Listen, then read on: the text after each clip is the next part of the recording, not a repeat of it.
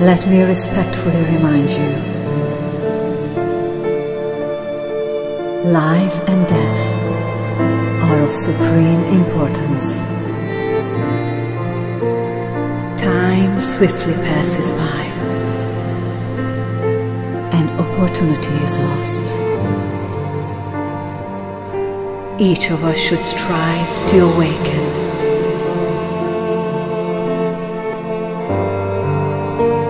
Awaken. Take heed.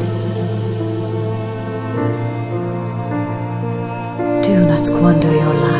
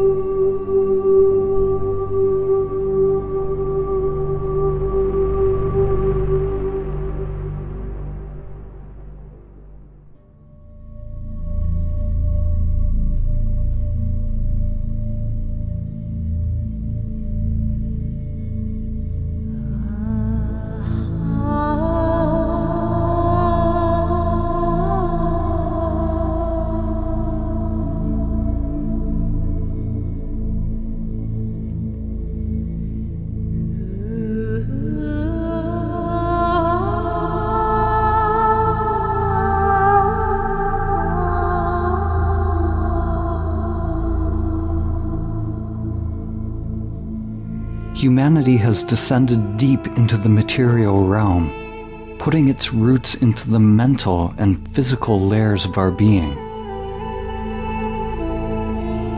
As Carl Jung said, to touch heaven, one's roots must reach into hell.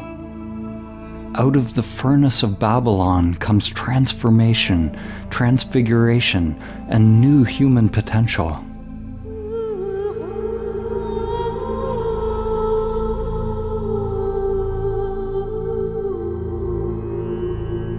The Eastern traditions say that the lotus of awakening grows out of the mud of samsara, out of suffering.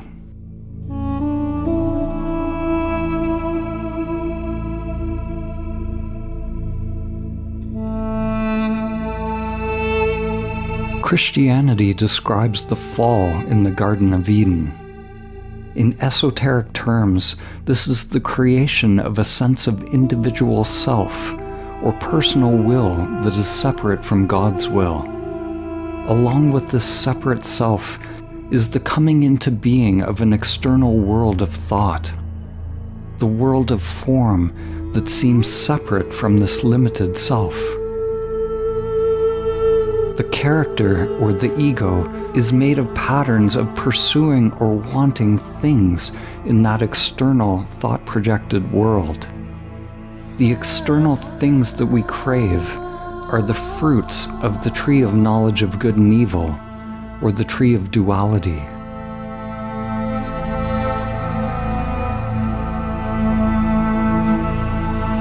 You could say that original sin is the desires of egoic or dualistic consciousness. This is Maya, the situation that humanity now finds itself in.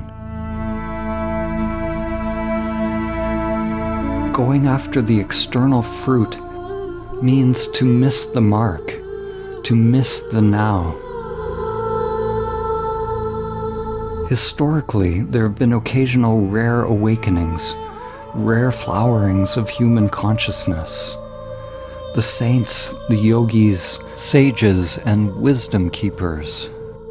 But humanity now has a unique opportunity to make this journey as a collective, en masse, to envision and co-create shared new realities as we rediscover the higher worlds and wake up from the collective dream of the limited self.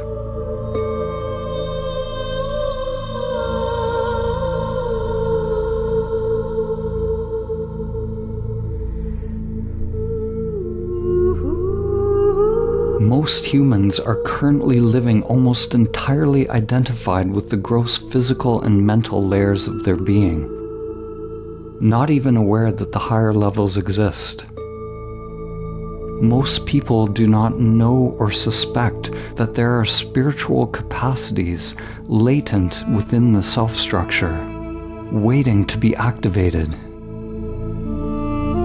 By realizing these capacities, we connect to subtler and subtler levels of existence, while at the same time making the self-structure permeable to our true nature, disidentifying from all levels of mind or Maya.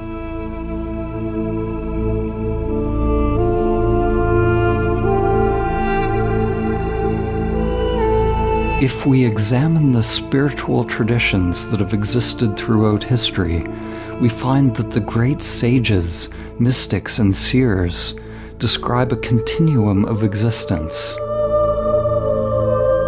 The ancient Vedic teachings described 5 koshas, or sheaths of the soul, extending from the gross physical and mental realm, which is the conditioned world in which most people live today, to the subtle realms, which include the energetic, astral, and higher mind realms, the archetypal templates of existence.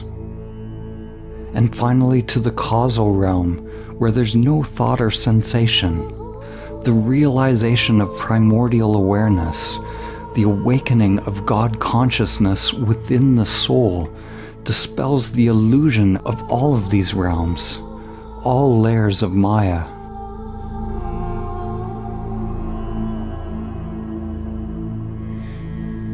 The ancient traditions contain numerous conceptual and language frameworks that point to this continuum from gross to subtle to causal. Whether it is the chakra system or kosha system of the Vedic traditions, or the dantians of Taoism, all levels within the field of change are Maya, the spiral that obscures our true nature, yet is the very expression of life itself. It is through the spiral of life that we experience human life.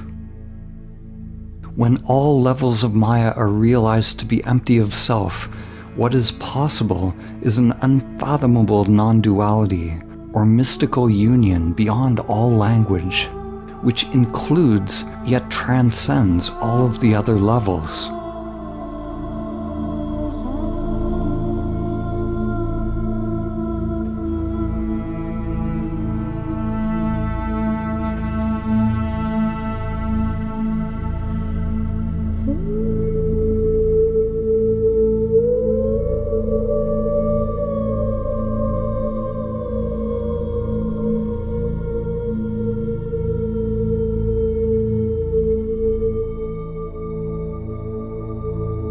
Henry David Thoreau famously said that most people lead lives of quiet desperation. They go to their graves with their song still inside of them.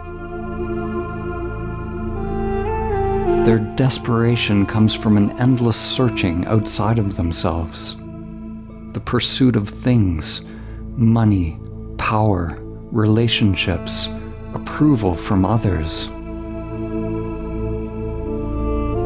The root of suffering lies in one's mental attachment to things, not in the things themselves. It doesn't matter what you have. What matters is your attachment to what you have. We form attachments at the sensory level through neuroplasticity. Wherever attention is placed, neurons fire and wire together, creating a program in the mind. A tendency towards pattern, which is what the mind itself is. When we have any unconscious tendency or life pattern, we are not actually addicted to the things themselves. We are not addicted to drugs, alcohol, sex, food, or media, but to the sensations that they produce within us. We become free by observing the somatic field directly, the field of changing phenomena at the root level of awareness. We remain equanimous without reacting or judging any sensation as good or bad. To become free, we learn how these attachments are formed by bringing consciousness to the subtle inner world. We start to observe mental and sensory phenomena as a field of change, rather than getting attached to the thoughts and sensations which bring about identification and the very creation of the world of form. This field of change is also called prana, or inner energy, the feeling of inner aliveness.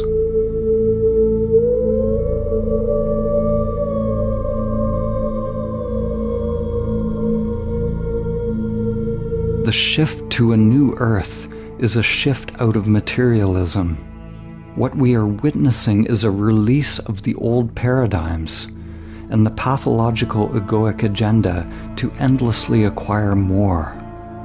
What you are seeing around you right now may seem like darkness. It may seem like madness. Actually, this is what awakening looks like on planet Earth. You are witnessing the dismantling of the old patterns. Many people are disillusioned with the current political, social, economic, and religious systems. They no longer trust the egoic agendas of the media, industries, and so-called spiritual systems. They don't trust the medical establishment or the government. People are disillusioned. This dispelling of illusion is a necessary part of seeing the truth, a coming face to face with the spiritual sickness that is inherent in this time we are living in, and for coming out of egoic consciousness. By egoic consciousness, I mean the patterns of craving and aversion that operate unconsciously.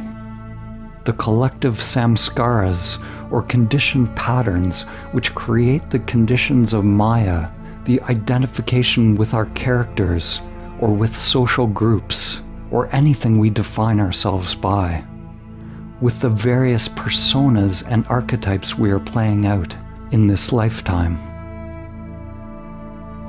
The self-structure is an interface with the world. We don't want to get rid of that interface or destroy it. The path is about disidentifying from it, so that our sense of I, or the sense of existence, is not tied to a limited form, so that we don't suffer when the world of form changes. The human path is a journey from pre-egoic existence, which is the merged oneness that we experienced when we were a baby with our mother, to the creation of a person. We grow, we create a character. This is a necessary part of our evolution in order to bring about self-consciousness, to bring about a sense of self or I. We are actually in an adolescent stage of our development. We're in an ego-identified stage. But the next step beyond self-consciousness is to realize transpersonal levels of self, to realize shared levels of consciousness, various levels of logos or higher mind. You could say levels of soul if you prefer that language. Our sphere of compassion expands. This is an expansion through love.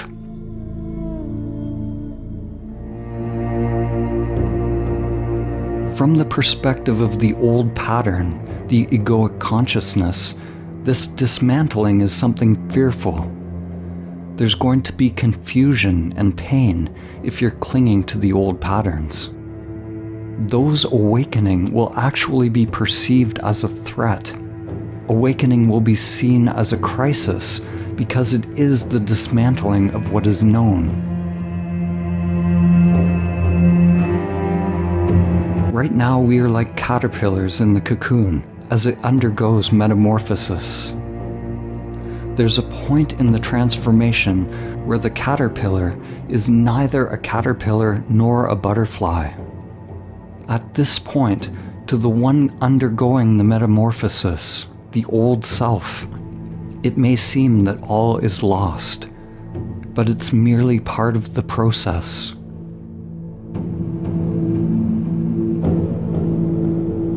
Faith is a surrender to the evolutionary impulse, a deep knowing that we are moving towards Source. The collective delusion, what the ancient spiritual teachers called Maya, is tied to our collective attachment to old patterns. It's tied to human hubris, the belief that we know where we're going, what we're doing, and who we are.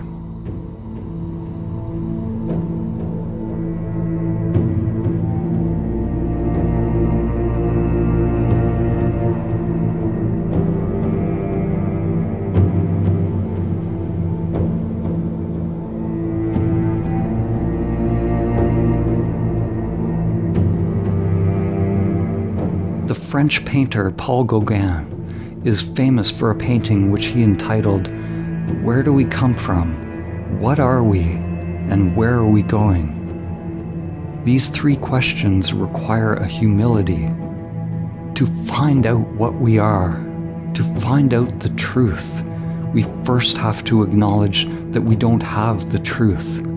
We don't have the answer if we want to find the answer.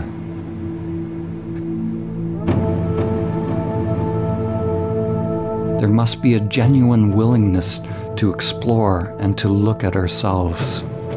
Like Dante's pilgrim in the Divine Comedy, one begins the journey to know oneself in a darkened wood, astray.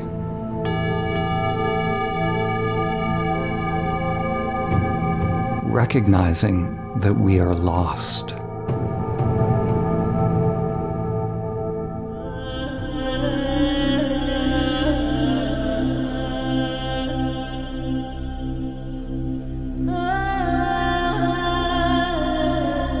In the ancient Vedic traditions, the dimensions of being and becoming were represented by Shiva and Shakti. The archetypal feminine, the downward current or current of manifestation, is represented by Shakti, by the downward pointing triangle, which points toward involution of spirit into the world of form. Shiva represents the upward current, the current of liberation, the upward pointing triangle pointing toward pure awareness without any qualities, evolution beyond the world of form or the transcendent. So long as we are operating within the dualistic world, identified with the limited mind, these two currents comprise the pathless path. We are working within the current of manifestation and the current of liberation, doing and non-doing, inhabiting both the time-bound and the timeless. When these two dimensions are married in divine union, realized as one, it is Samadhi.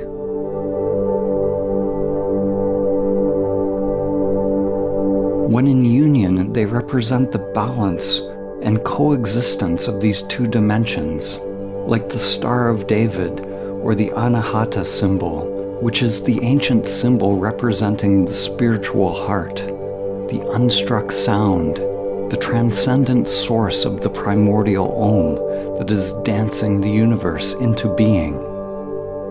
It is said that in Samadhi you will hear the celestial music of existence, Musica Universalis, or the flute of Krishna, or what Pythagoras called the music of the spheres.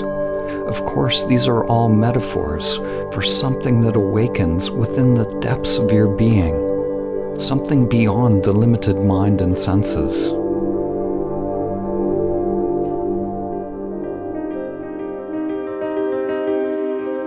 There are spiritual systems that focus on the subtle body, using practices such as observing the breath, sensations, working with chi or prana, working with techniques, practices, and processes that can be learned with the conditioned mind.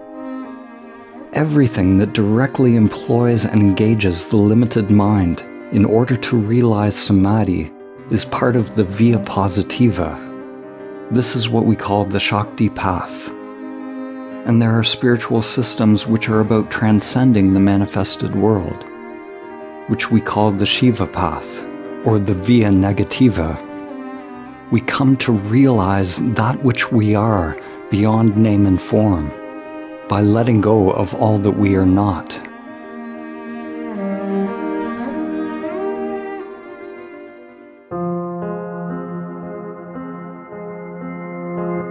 The way to Samadhi has been given many names, such as meditation, self-inquiry, or prayer. Most people who practice these things today are practicing some technique, but the ancient form of meditation that leads to Samadhi is actually not an activity. It is not something that you do or practice, but it is actually the cessation of the meditator, the seeker or the doer. True meditation is union with what is, and it only begins to happen when the ego fails in its attempt to meditate and realizes its own limitations. The ego, the you that you think you are, must necessarily fail in all attempts to meditate for true meditation to come about. The closer we come to the truth, the closer we come to Samadhi, the less doing there is, the less technique there is. The techniques are all part of the past. We drop the doing and the doer. We drop the seeking and the seeker to come to the unconditioned present. Some teachers overemphasize techniques, while some undervalue them. It's important to understand that the technique is a stepping stone. We don't want to abandon the technique, but we don't cling to it.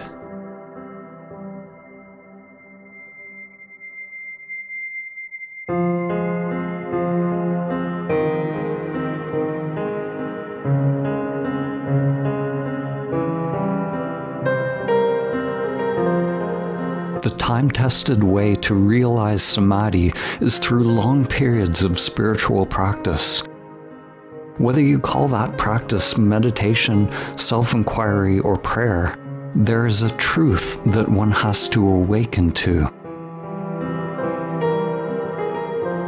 The yogi and sage Patanjali, who compiled the Yoga Sutras 2,500 years ago, taught that the entire endeavor of yoga is aimed at the cessation of the whirlpool of the mind. You could say it is the cessation of karma, the cessation of deep unconscious patterns that govern one's life.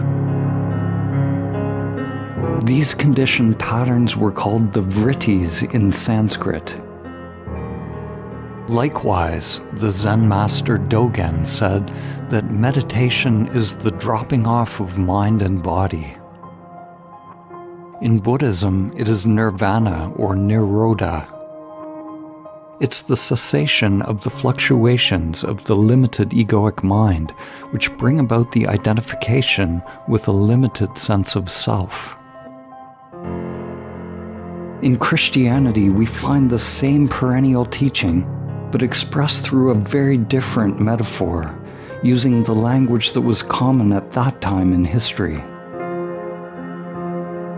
To realize Samadhi in Christian terms is to attain the kingdom of God through the forgiveness of sins by realizing Christ.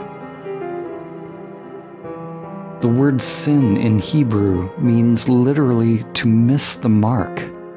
It means to miss the present moment, to pursue happiness in the objects of the external world, rather than realizing the source of true fulfillment.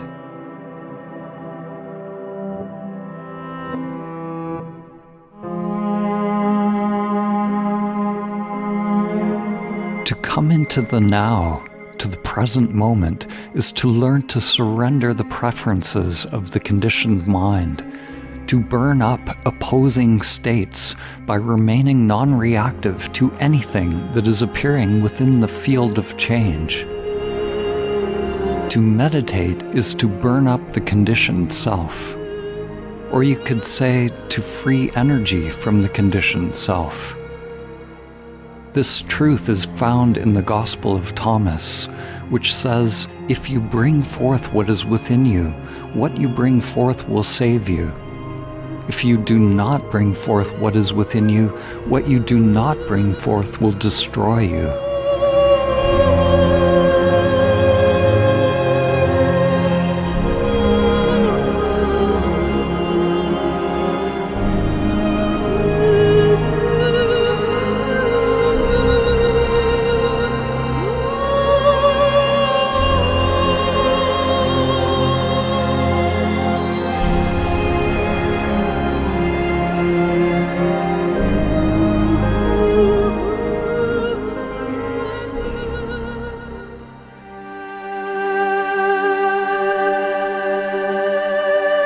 A mountain may be accessible by many paths.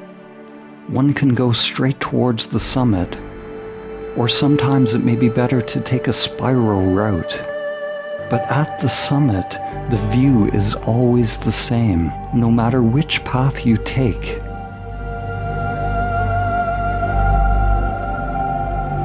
Humans have created thousands of meditation techniques throughout the millennia, not to mention countless yoga postures, asanas, specialized breathing or pranayama, and every conceivable variety of ritual or practice.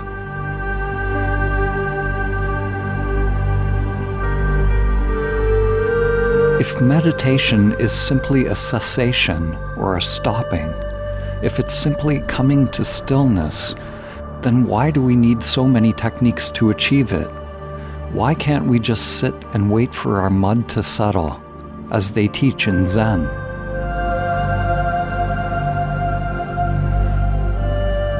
The truth is, we can just stop.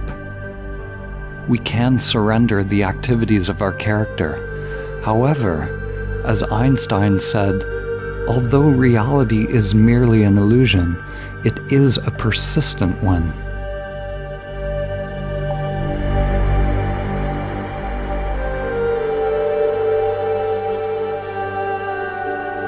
It is this persistence of the illusion that makes it necessary for most people to penetrate into the unconscious mind.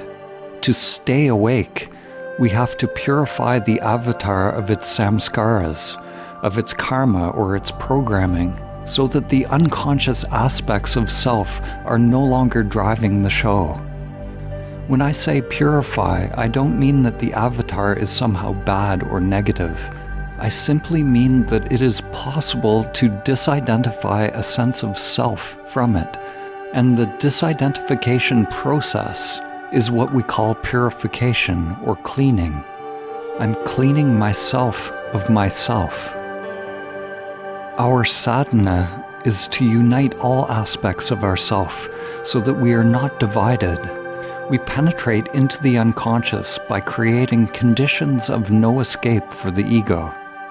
Whether this is through long periods of meditation or self-inquiry, through intensive yoga, qigong, prayer or breath work, or fasting or chanting, or by taking entheogens which open us to the unconscious depths of the mind, we will naturally be drawn to different practices, techniques, and tools at different times on our path.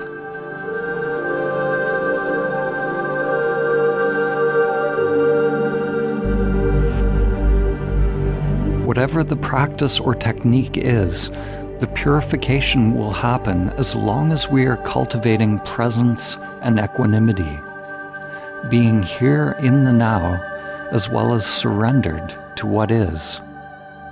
Then we continue to unbind the karmic knots that create identification with our avatar. We let go of judging any sensation or thought as good or bad, always going deeper into the sensory field, always perceiving subtler and subtler phenomena, becoming so conscious of what is arising that there is a merging with the meditation object. We become the breath. We become the yoga posture.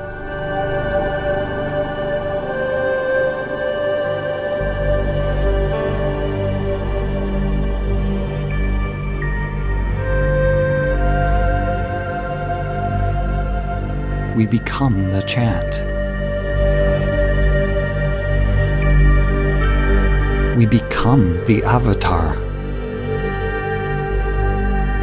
In each case, merging with the pranic field in what is called Savikalpa Samadhi, or Samprajnata Samadhi, which is samadhi with a seed of pattern, a seed of form, a seed of conditioned mind activity, of karmic activity. So long as there is a seed of attachment, of unconscious mind activity, of separation between the inner and outer worlds, then the final goal will not be reached. Savikalpa Samadhi is a preliminary samadhi, also called jhana or dhyana.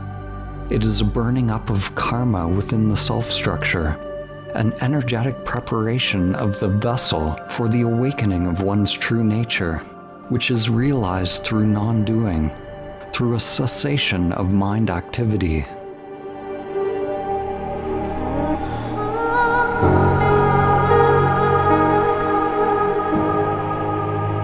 Your mind is like a pond, and your thoughts are like waves or ripples upon that pond.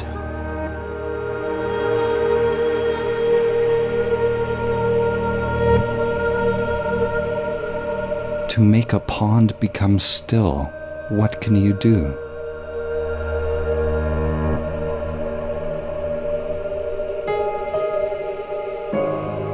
Anything you do will stir up more waves. You can't smooth it out or make it be still.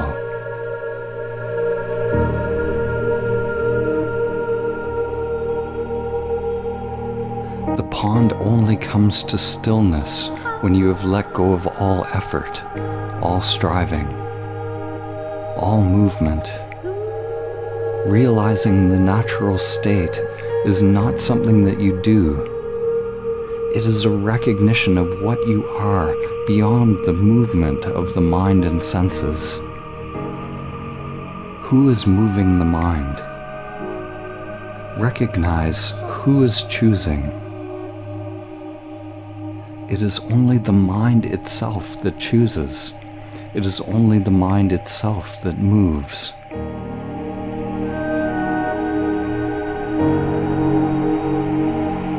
It is only the mind itself that wants to try to still the mind.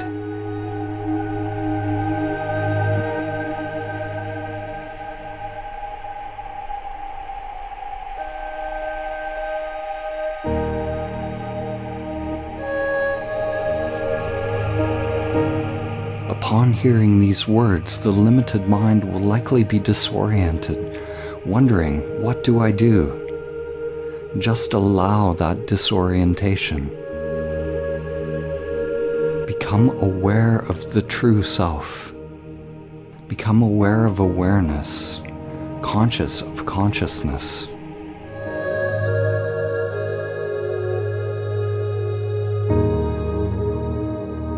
Stay with it until it alone becomes your reality. At the beginning, when you try to observe awareness, you will see only the false self, only the movements of the mind. When I say be aware of the true self, it is not a turning, it is not a movement. It is not like pointing a camera at a new object, but rather it is a giving up or a cessation of the interest or attachment to the movements of the mind.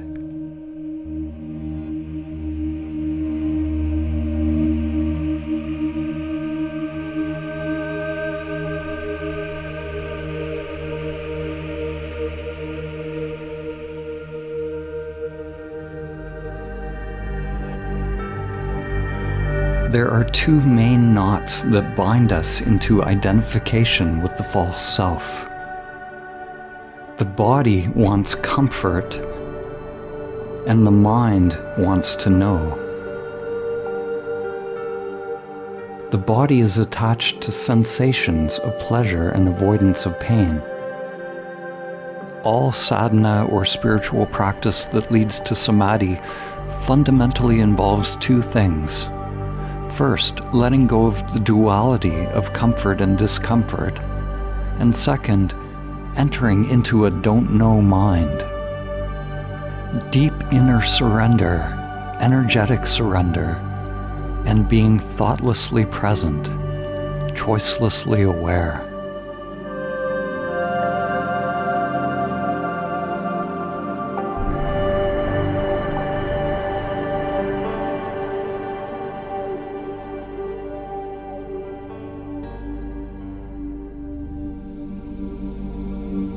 Socrates was considered the wisest person of his time.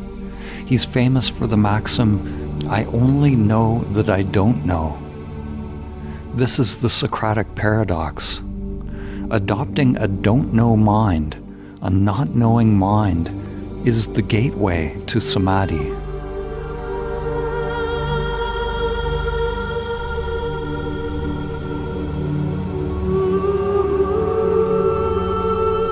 Wait, be still without hope, without thought, because hope would be based on some idea and would be keeping energy flowing into the conditioned mind.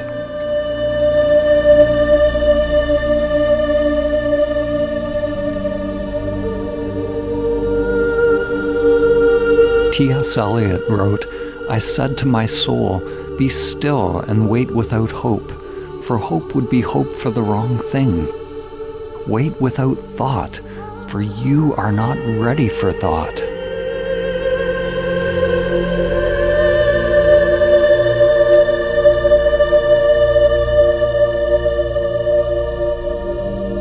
The moment you have a hope, a motive, or a thought is the moment that you are again caught in the conditioned mind.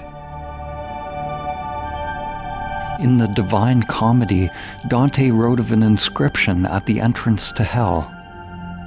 "Abandon all hope, ye who enter here."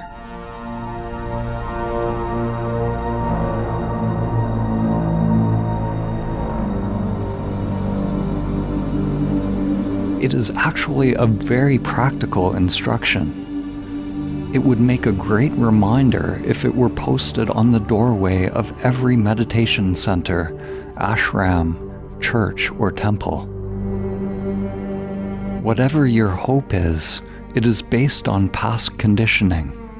Hope is a kind of knowing that keeps the ego structure searching, seeking, and doing. When we engage in our sadhana, our spiritual practice that leads to samadhi, then we must abandon all hope, all projections into the future, accepting that we don't even know what to hope for. This is a humbling for the ego.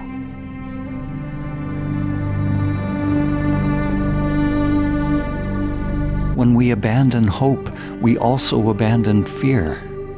Hope and fear are the mind's projection into the future, the inner wiring that binds us to identification. Hope is craving, fear is aversion. If we remain in the now, experiencing this moment as it is, then where is hope or fear? Our spiritual work is to excavate and unbind the knots that tie us to identification with our character. We move beyond comfort and discomfort, entering into the cloud of unknowing.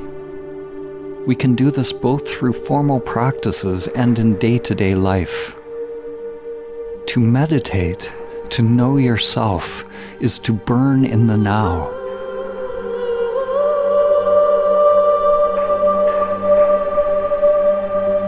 To burn up your patterns, your preferences.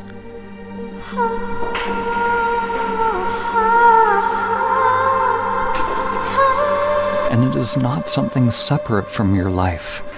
To be able to drop your pattern, your reactions and your judgments while you're in the midst of them. To drop the fight is the deepest practice. This is the only fight that you win by giving up, by surrendering, by dying on the battlefield, willingly climbing onto the cross.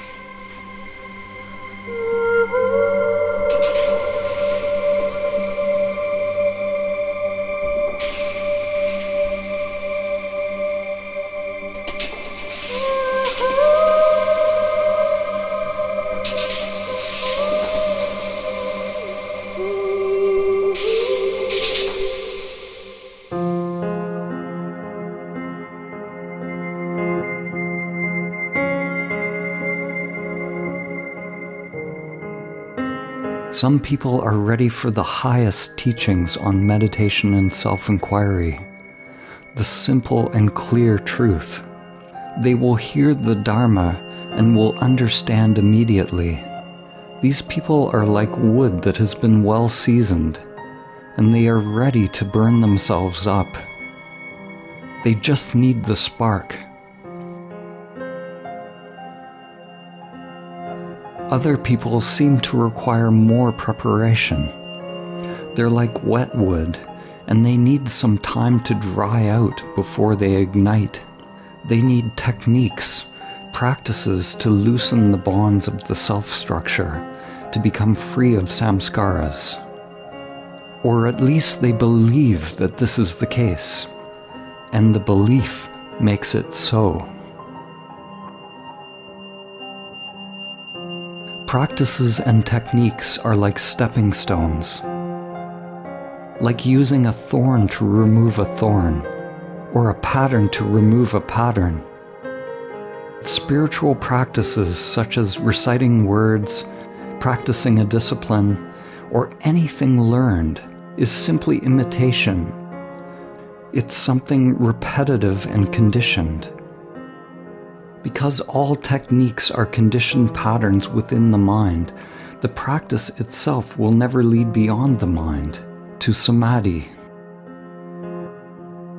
You will remain in the pattern, in a robotic, repetitive state.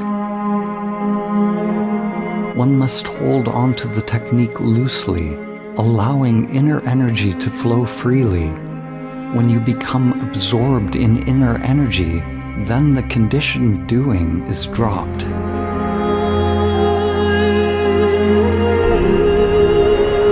The conditioned doing, the unconscious programming, was formed due to incomplete experiences. Whenever we have an incomplete experience, it creates an impression in the mind. It creates a little program in the unconscious. This programming or conditioning can come from traumas or simply experiences that we have turned away from because they were too painful. Our self-structure is made up of a legion of little programs which come into being because of incomplete experiences. These memory imprints are not only stored in the brain, but within the energetic systems of the body. throughout the nervous system, the fascia, and many networks of nadis or meridians. These programs take energy to run. If energy is trapped in the unconscious, then it's like leaving apps open on your phone, draining your battery. Our sadhana is like learning to close the apps on our phone. To become free, we bring consciousness to the subtle sensations, to the field of changing phenomena or energy within us, without reacting to any thought or feeling that arises. By dropping the preferences of the ego structure, moving beyond comfort and discomfort. Everything in the external world is pointing us in the wrong direction. Society tells us to numb our pain, to seek comfort. The way in is the way out. The way out is the way in. We need to turn toward our pain. We become free of samskaras by having a complete experience, by feeling it without reacting, by burning in it. We have a complete experience of the feeling without the emotion. Emotions are reactions. They are feelings that are intertwined with thoughts. We drop the thinking component and stay with the raw feeling, the raw sensation. It has been said that the path to liberation is not about feeling better, but about getting better at feeling. The ultimate examples of this are Jesus on the cross, or the Buddha's meditation that led to his enlightenment. It is facing one's greatest pain, one's greatest fears, dropping the concepts, the knowing, and the judgments of good or bad. Awakening is merely the beginning step in an accelerated process of inner development, of growing the inner lotus, of becoming a living bridge, of purifying the human vessel to house divine consciousness.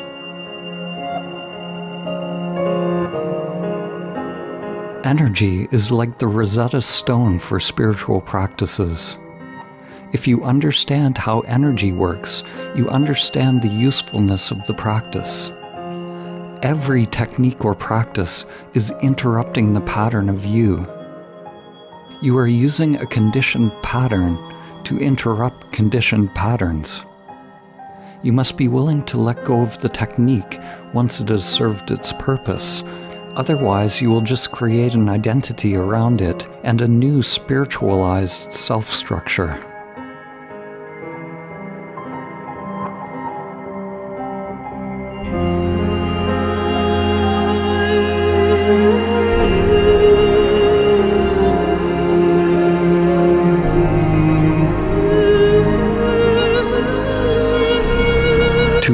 The deeper stages of meditation, we must let go of everything we think we know about meditation. The ancient terms for meditation, jhana, dhyana, zen, or chan, refer to a sort of inner dissolving, a kind of meditative absorption, a transformation or inner purification of egoic conditioning. The ancient meaning of the word jhana is related to the Pali word japeti, which means to burn up. It is a burning up of defilements, of sin or samskaras. It's a burning up of identification with the false self, a burning up of delusion, a burning up of all preferences out of which the ego construct is made, and a release and coming forth of inner energy. One becomes equanimous with what is, surrendered to what is, attentive to what is.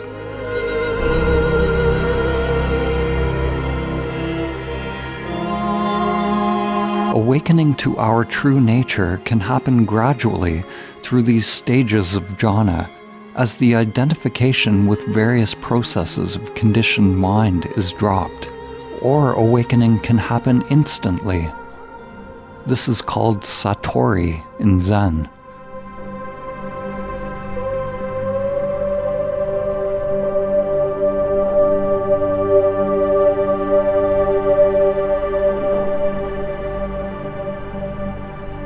The most pure teaching is transmitted in silence. But with the world such as it is today, very few will understand or be drawn into the source of that silence.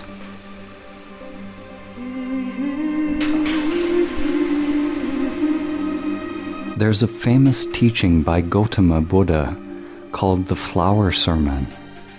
The sermon is the origin of Buddhist meditation. You could say it's the origin of Zen. Zen is about direct transmission of the truth. In the Flower Sermon, the Buddha simply held up a white flower. He was in unmediated presence with the flower, abiding in his true nature. That was the whole teaching. Rather than giving a long satsang or teaching with words, he just let the students sit with the flower for the entire time. Only one student received the transmission. Only one student got it.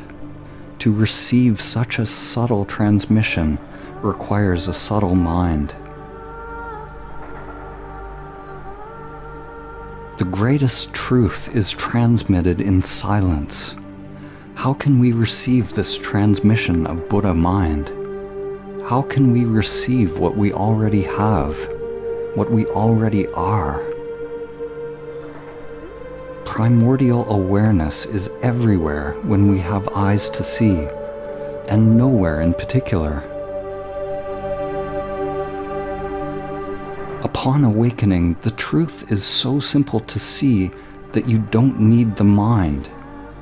The mind is searching and seeking. When that movement is given up, when that movement is burned up, the truth remains. You already are that which you're looking for, but you're identified with the false self.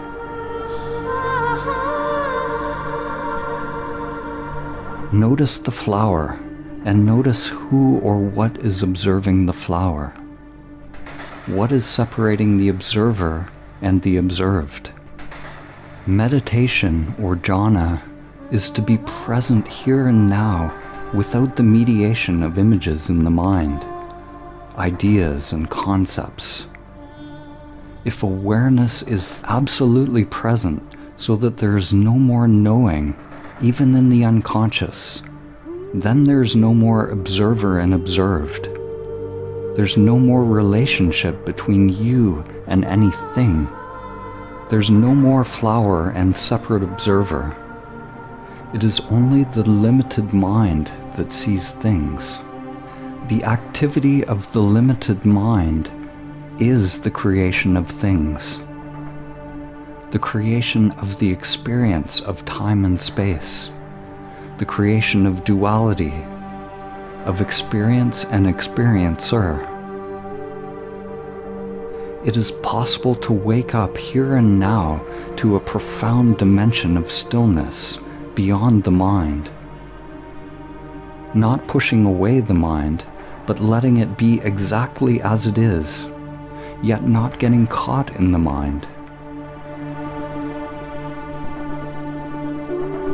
Don't try to analyze these words. These are not concepts. If presence has realized itself upon hearing these pointers, don't let the mind get involved. As soon as you receive the transmission, turn off this video and abide in awareness as awareness.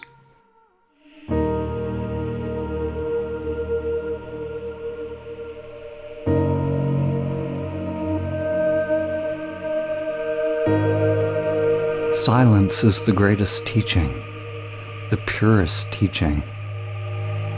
The next best teaching is pointing directly at the unfathomable. This next teaching has had many names throughout history. It is pointing toward the transcendent self, or pure consciousness.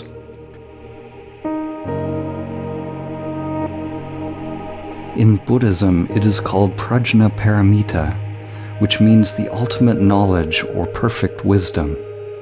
which is distinguished from ordinary knowledge or conditioned knowledge. It is what is realized through the eighth limb of yoga described by Patanjali. In Shaivism, this awakening could be described as oneness with Ishvara or Shiva, which are names for absolute consciousness.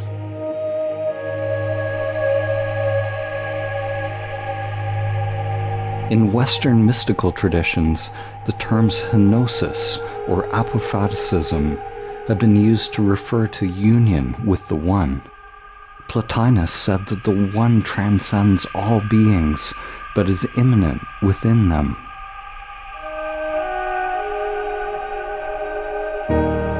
In Tibetan Dzogchen, it is described as the natural, primordial state of being. They use the word Rigpa to refer to the ground of existence.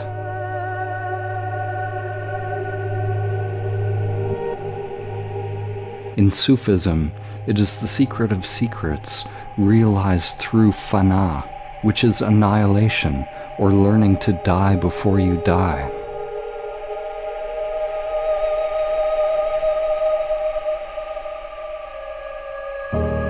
In Mahamudra, it is the Great Seal, or the Great Imprint, the realization of the natural state, primordial awareness, emptiness, absolute, clear and transparent, without root. Do not listen to these words with the mind, but recognize within the depths of consciousness that to which they point.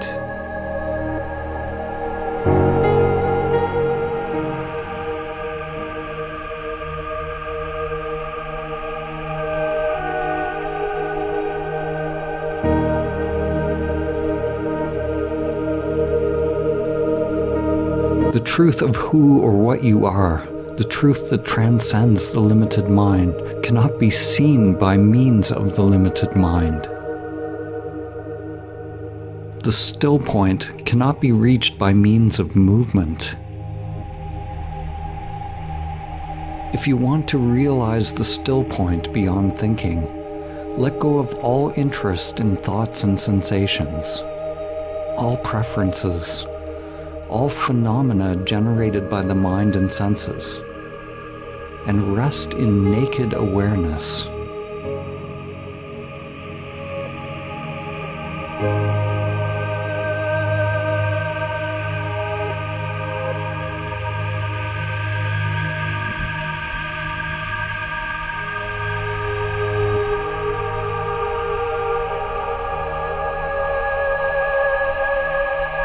Thoughts and sensations are a field of constantly changing phenomena. What is unchanging is the awareness of that field of change. We are usually so caught up in the field of change, fixated on its objects, that we ignore awareness. To realize Samadhi, we stop chasing anything in the field of change, any thought, and we rest as awareness. Stop reacting to thoughts and sensations. All suffering is due to our believing our thoughts. Notice the mind's habit of judging or labeling any thought or sensation as good or bad. We allow every thought and sensation to be as it is. We don't push away anything, and yet we don't get ensnared in thoughts or hooked by their content.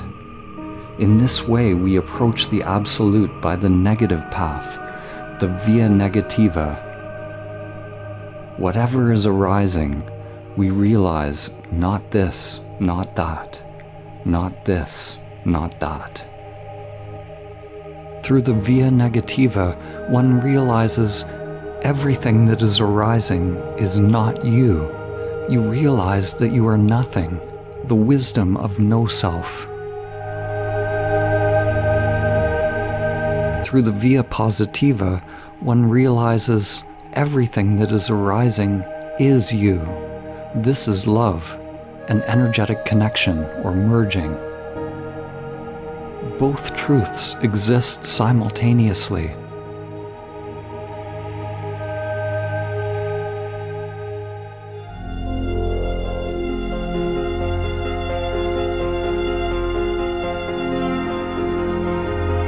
Form is exactly emptiness.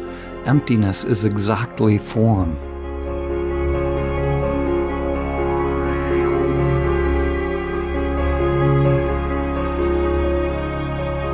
There's a saying in Zen, at the beginning of the path, mountains are mountains and rivers are rivers. After some realization, mountains are no longer mountains and rivers are no longer rivers. But when the final truth is revealed, mountains and rivers are. What has changed on this journey? The mountain and the river remain as they always have been. What has dropped away is your idea of the mountain and the river. What has dropped away is the whirlpool of the mind that mediates, that creates the illusion of separation between you and the world.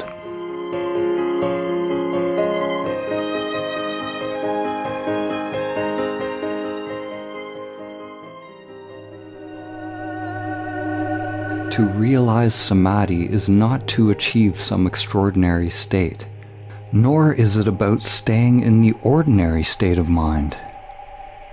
Only the limited mind or egoic mind discriminates ordinary and extraordinary.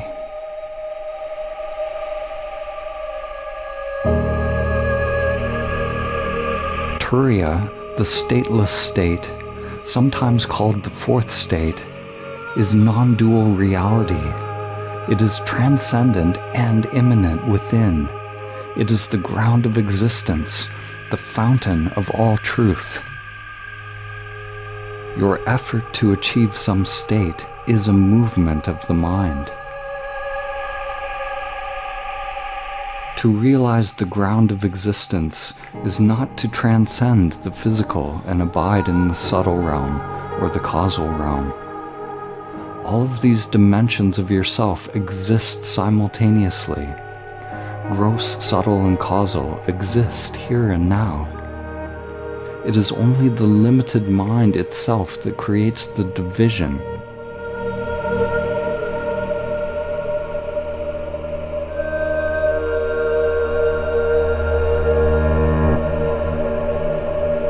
To realize Samadhi is not to try to achieve something. It is a giving up of all interest in thoughts while remaining fully alert, fully conscious, fully awake, without reacting, without doing, without moving the mind, without suppressing the mind.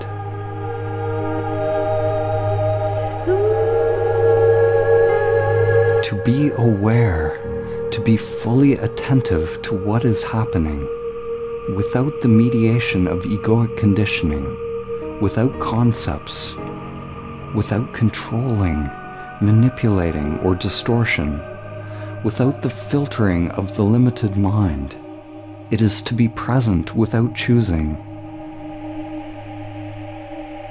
Present without choosing, and therefore without a chooser. You could call this a mirror mind. A beginner's mind without memory or past, an open or transparent mind.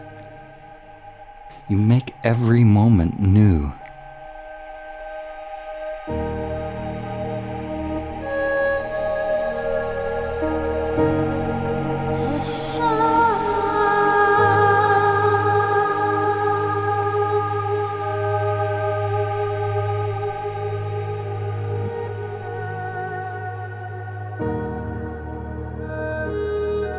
Every time that the mind moves unconsciously, even the tiniest movement, it is due to the filtering, through the conditioning of the limited self-structure. Whenever the mind moves unconsciously, it is due to some unsatisfactoriness, which is called dukkha in the ancient traditions. How do I let go of dukkha? How do I let go of all unsatisfactoriness? Listen closely. To the limited mind, there is a paradox. The limited egoic mind hears the question and wants to know how. How do I do it? But that limited mind can't do it. The limited mind will always fail in any attempt to realize Samadhi. It must fail. The limited mind does not awaken. Primordial awareness wakes up from its identification with the limited mind.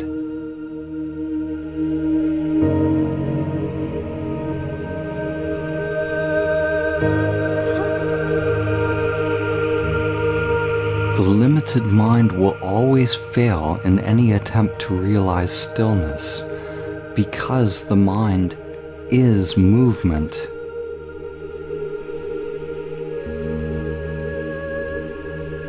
The mind itself is movement, and this movement creates the experience of time and space, creates separation. It is an endless process of doing. On the passless path, we awaken from identifying with the character that is doing to recognizing the dimension of being.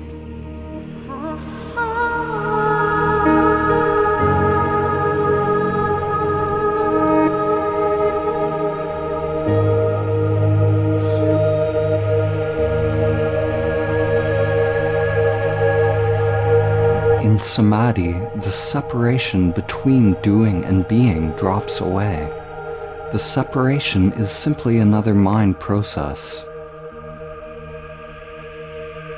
When there's no thinking within the conditioned egoic structure, then there's no problem.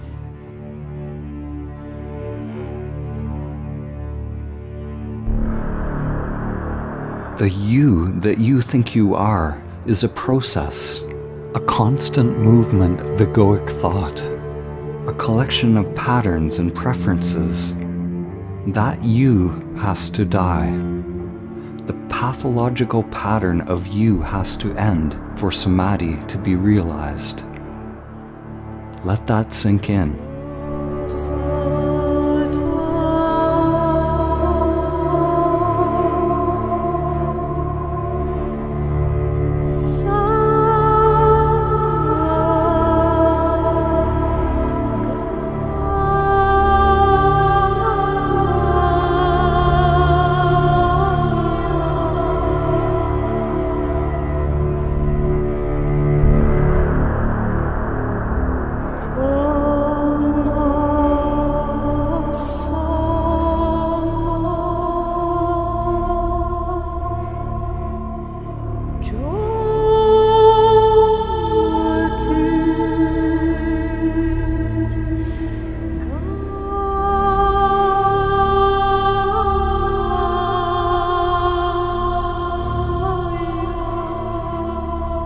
To awaken is to see the nature of human suffering, of the human condition. It is the recognition of who or what suffers.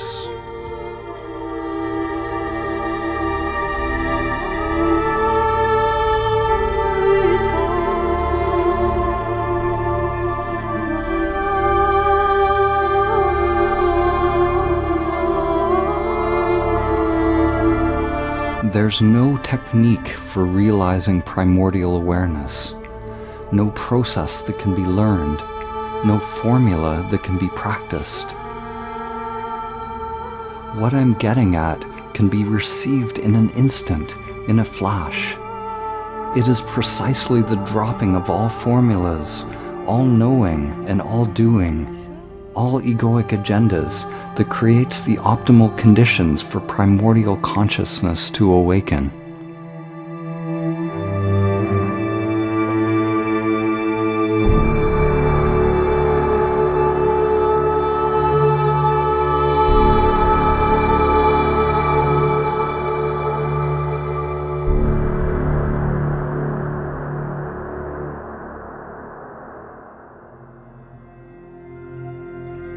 If I try to tell you how to be aware, then you'll be paying attention to my words or doing something that I told you, rather than being aware of what's actually happening in the now.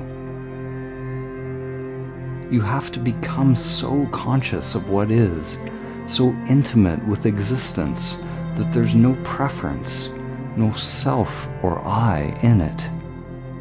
You inhabit or merge consciousness into what's happening. When egoic activity is dropped, you become that which is arising. Actually, that's not true. More correctly, it's the illusion of separation that falls away. The truth is, we were never actually separate.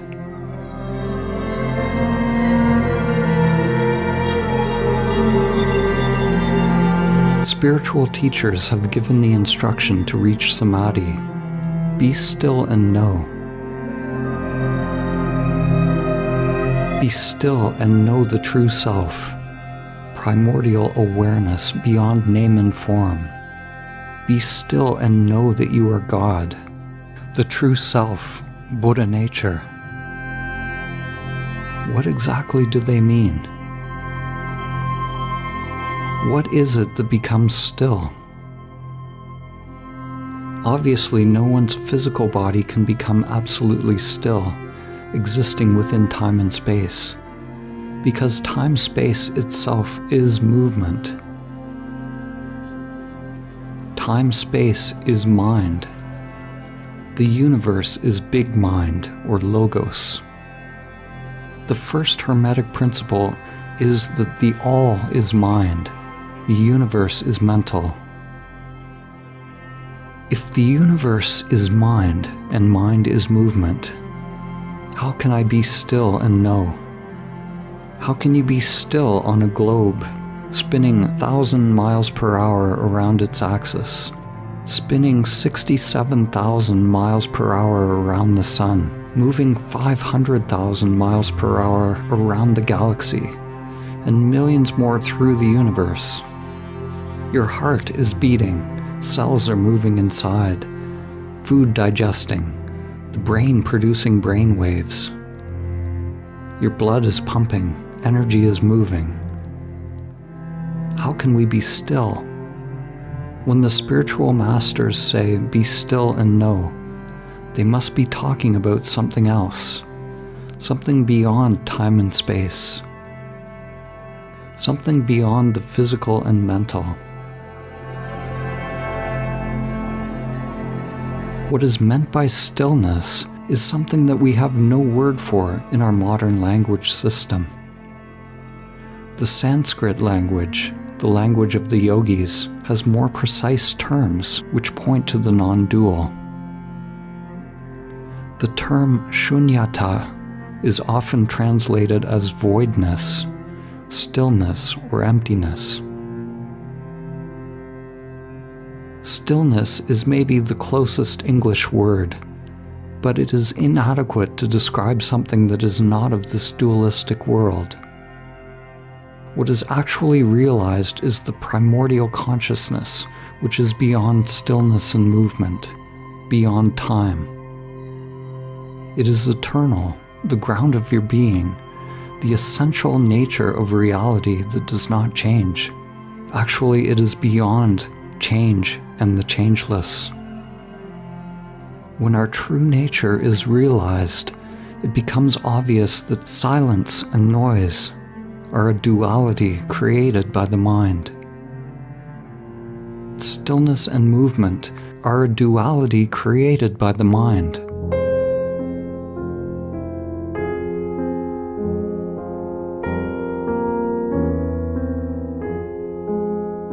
Everything is already inherent within that primordial stillness. The movement of the world is identical to stillness. Be still and know. Be in motion and know. It is all emptiness dancing. This is not something philosophical, but an entirely different way of interfacing with the world. Actually, it's about dropping the interface, dropping the reducing valve, which is the self-structure, and experiencing your true nature unmediated by the limited mind. The so-called outer world is transcended by realizing stillness, which, when realized, includes that which it transcends.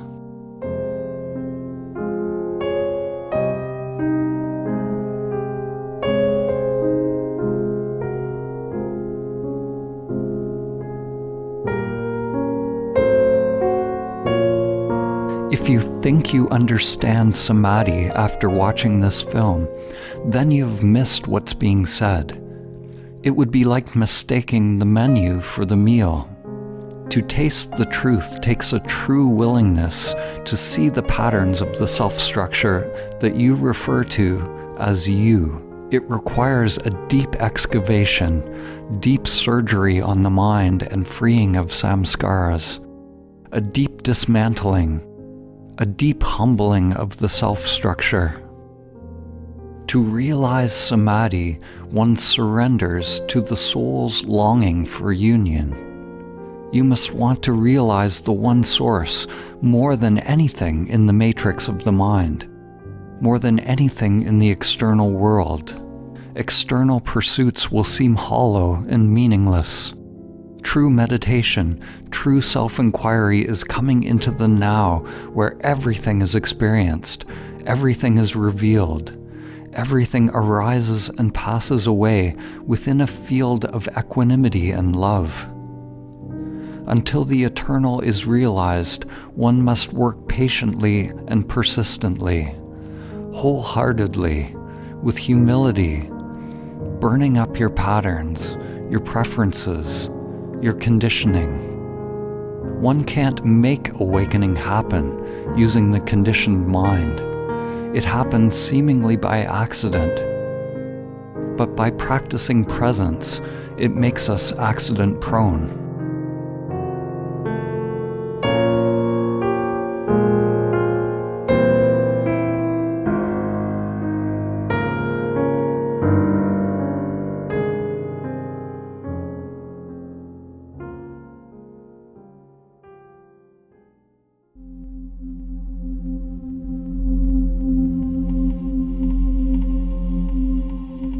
The final words of Socrates before he was executed were a warning to the world.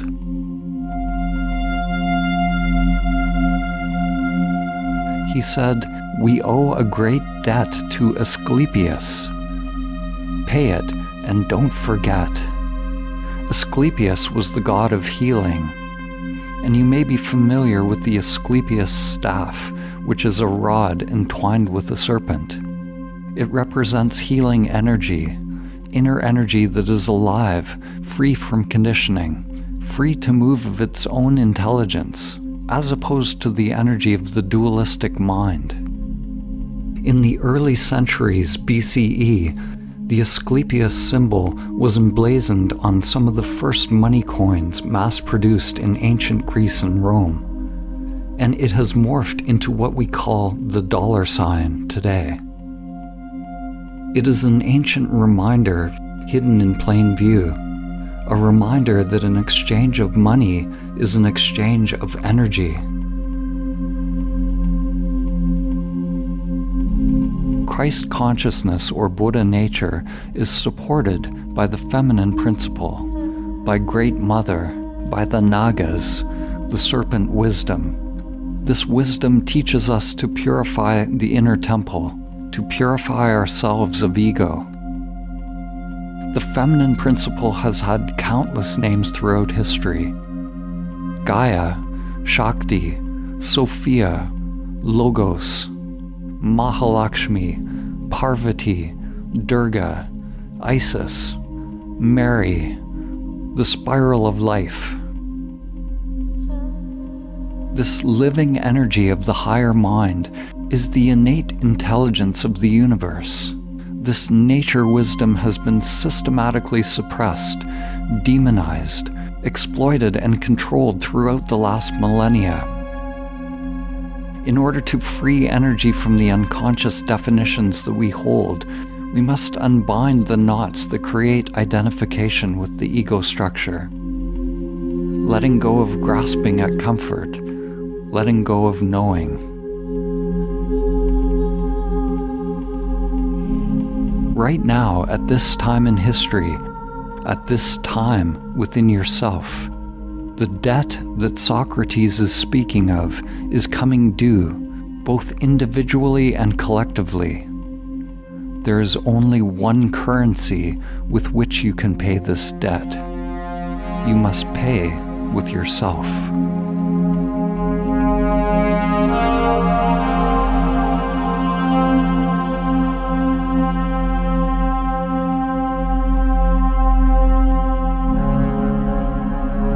When we free our inner energy, our inner aliveness, from its prison in pathological thought structures, it becomes free to connect us with higher levels of mind. Energy is what connects us all. Another name for this energy is love. All true spiritual masters say that love is the true religion. Love is the religion of the future. It cannot be institutionalized, systematized, or conditioned. Love is inseparable from the realization of the one primordial consciousness. To love is to be one with.